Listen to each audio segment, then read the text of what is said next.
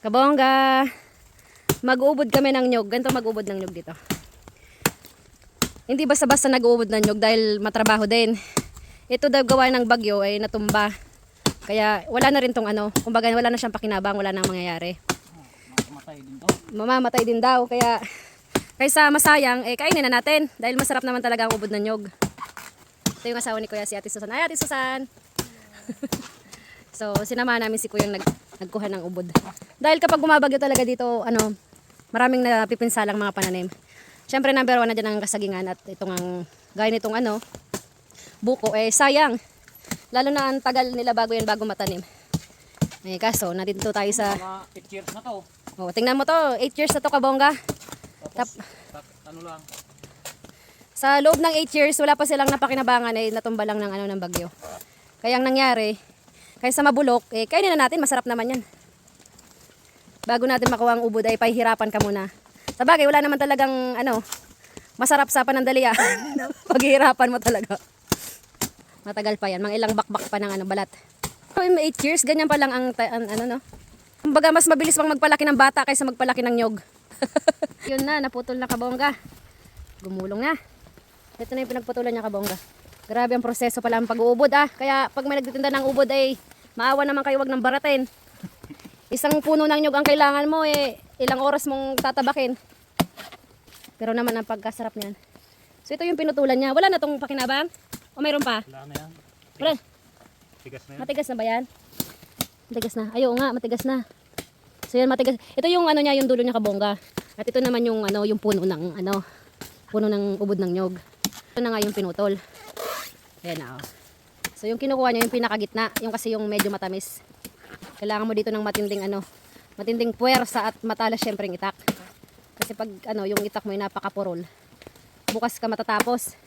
So tini-check na kung malambot na ba para doon niya puputulin. So dito po yan sa Namorabod, Buhi, Camarines Sur. Yun nga lang, tagulan ngayon, Kabongga. Nakita niyo yung ulap. Ayun. Nandun sa baba yung ulap, nandito kami sa taas. Shout out nga pala sa mga kabongga ko dito sa Namorabod. Sino man nakakilala sa akin. Shout out sa inyo. Andito kami, nag-uubod kami dito sa tukad. Sira mo na. Talagang pag nagtatanom, dahil taram kung success o ano-ano tayo. Style kang pagtanog. Sige lang. Kapag may namatay, may kapalit. Ganun pala yun. Ano kuya? Sige lang tanim. Tapos kay kabaka. Kabongga, ito nga pala ang kuya ko, pangatlong panganay. So siya ang namamalagi dito sa Namorabod. Matulis ang mga niyan, di ba? Gihoy. Gihoy. Gihoy palanaan. Ayun, malapit na, Kabongga. Malumoy na Medyo malumoy na, Kabongga. Malumoy. Meaning malambot. Medyo malambot na. So, ibig sabihin malapit na tayo sa katotohanan. Ayun, malapit na, Kabongga. Siram. Panay nga, kuya. Sige, tanay ko masiraman. Siram lang. Kabongga, kagan kitang ubod kinyog. Kami ko. Siram mo, kuya. Masiram ka na. Diyan sa may sa may diyan sa may so langkoy. Lang ko. Maputiun pa. Baka abon mo pa. Medyo matagas pa. Sarap. Ganito ang pagkain sa bundok. Pagkain namin sa bundok, pag walang makain, Kabongga. Kahit ano na lang. Basta hindi ka ma-stylean, mabubuhay ka dito, Kabongga. So ayan na, Kabongga. Tapos na kami nag-ubod ng nyog. Pabalik namin sa baba. Kasi pumunta pa kami doon sa tuktok ng bundok. So medyo mabigat din yan, Kuya Kabongga. Mga ilang kilo yan, Kuya?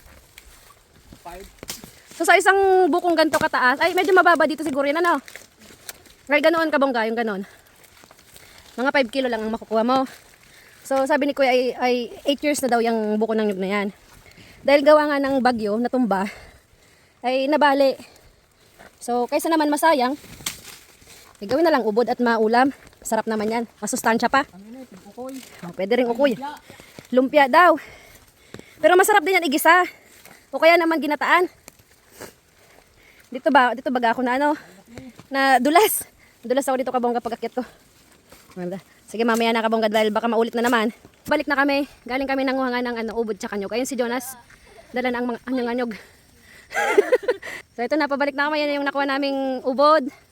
Ito yung si Kuya may dala ng kahoy. So, ako naman, ang dala ko ay flowers. Flowers from Kalikasan. Ayan, pako. Kabongga. May pako na naman si ate. Ayan si Kuya. So ayan, kabongga. Thank you for watching sa aming pamumundok dito sa Namorabod. Ayan, say mo!